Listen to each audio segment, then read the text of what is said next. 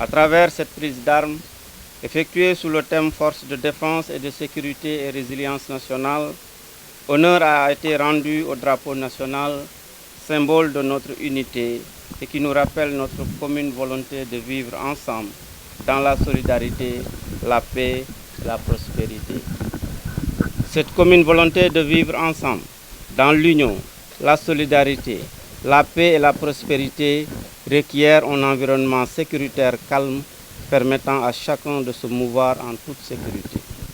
À ce sujet, je salue l'engagement et les efforts des forces de défense et de sécurité dans la sécurisation des personnes et des biens et dont les actions de tous les jours visent à instaurer un climat de paix et de sérénité pouvant permettre aux populations de disposer d'un environnement favorable à la vie familiale, à la conduite d'activités socio-économiques, en somme, à une existence conforme à leurs aspirations.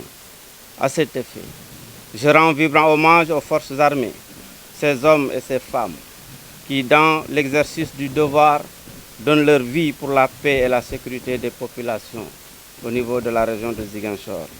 Leur sacrifice doit nous inspirer tous. À l'endroit des militaires blessés, malades ou alités, je renouvelle ma solidarité. Je leur souhaite un prompt rétablissement et un retour rapide dans les rangs auprès de leurs camarades et frères d'armes. Mesdames et messieurs, honorables invités, je voudrais rendre un vibrant hommage aux anciens combattants pour leur engagement historique et leur légendaire esprit de sacrifice, des vertus bien illustrées encore aujourd'hui par ces hommes dont le courage et l'engagement ont marqué l'histoire. Dans ce sillage, j'exprime mes félicitations et mes encouragements à tous les membres des forces de défense et de sécurité en service au niveau de la région de Ziguinchor.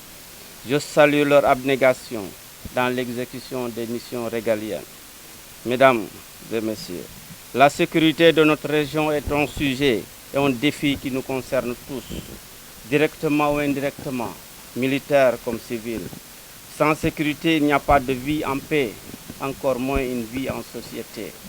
Notre région a besoin d'hommes et de femmes qui s'engagent pour la protection de tous, à l'image des forces de défense et de